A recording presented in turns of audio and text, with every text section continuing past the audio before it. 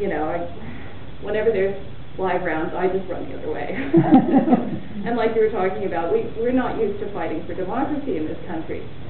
And so I wondered, what is it that is driving these people? You know, what's the difference?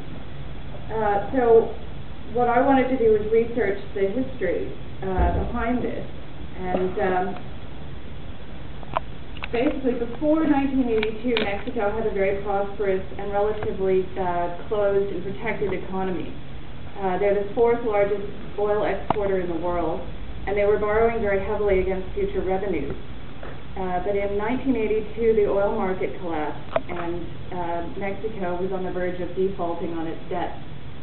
So the World Bank and the IMF came in with a loan package, and the package included recommendations for reform along neoliberal lines, which included privatizing many sectors like education.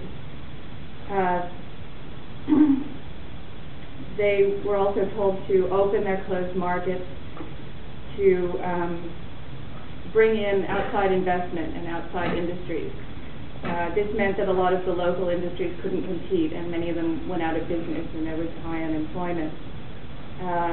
The theory behind this was that the money that had been spent on the public sector could then be used to pay off Mexico's debt, which they did in spades. They were actually called a model debtor, and I've been told that they've repaid the principal loan 6 times over now. Private enterprises were encouraged to invest in Mexico and compensate for the government shortfall in public services. The package also included lowering wages and raising interest rates, which would attract overseas investment. The result was a huge increase in Mexicans living below the poverty line. There's debate between the sources that I read about whether it was really the fault of the IMF and the World Bank.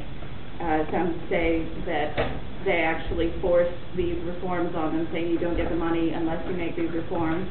And other people say that they were just recommendations, but the Mexican government really embraced them. Which, either way, they certainly did embrace them, encouraged by the U.S.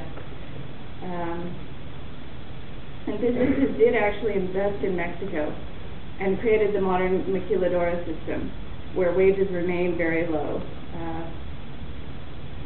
But many of the investments left as quickly as they came and led to a crash in the value of the peso in 1994. That's when NASA... So my name is Frida, and I was in Oaxaca from mid-June to decentralize. And so they gave power to the states to run their own education systems. And this included breaking up the SNTE, the teachers' union, into state-run groups. The group in Oaxaca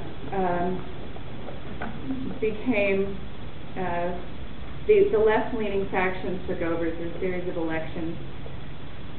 But the state of Oaxaca has been run by the PRI continuously, even through the so-called Democratic Revolution of 1994.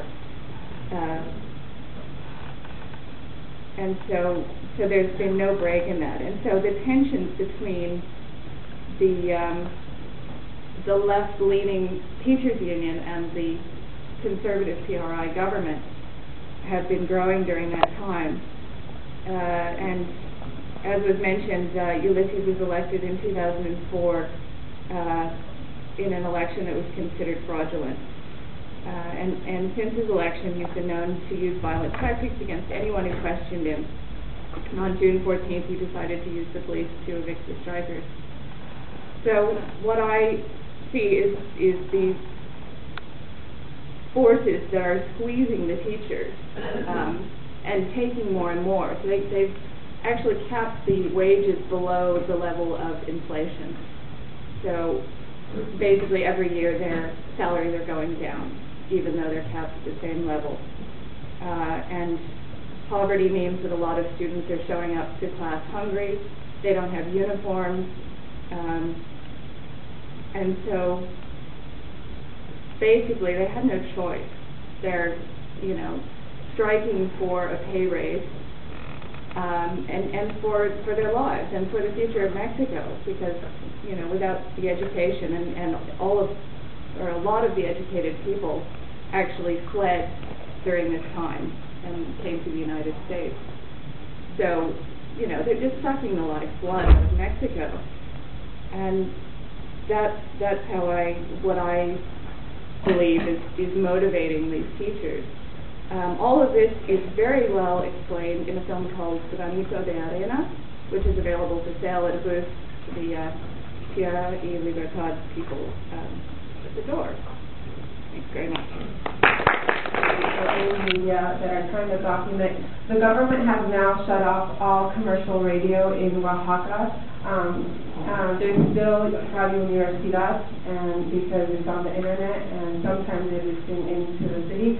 But because of all commercial media that has been blocked, people aren't informed about anything. And so people are trying, that aren't necessarily part of APO, that aren't necessarily part of Indymedia, but are trying to get the information out internationally and locally because the people need to be informed.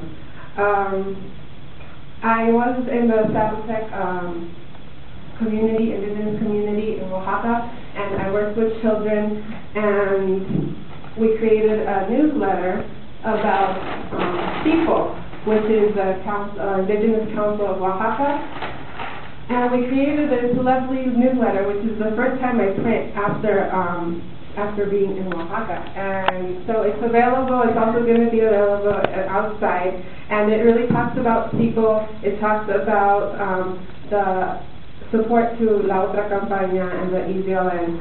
And just poetry, riddles, really, really beautiful literature that children have created in the mountains. It is all back to the question that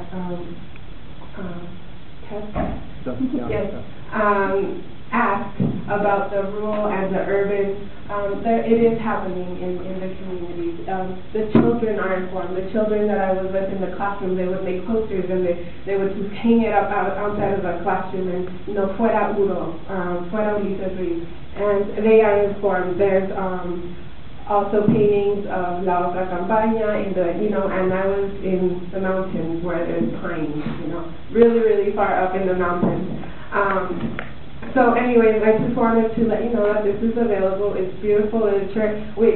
Unfortunately, right now we're just watching a lot of violent images and really intense images of Oaxaca and how the situation is now. But Oaxaca is a beautiful, beautiful state, and there's beautiful, beautiful people, and this is part of it in the rural communities. Also, like I said, I was in CIFO with the Indigenous Council of Oaxaca, and I met a lot of wonderful people, and like I said, they are trying to create their own media. I was with a lot of foreign people from Spain, from Scotland. We were living in the same house, and but then after Brad, and even before Brad, they had to leave Oaxaca. And so now the only people that I know of are the Oaxaqueños that can't get out of Oaxaca, and so are trying to get rent a space or provide medical supplies or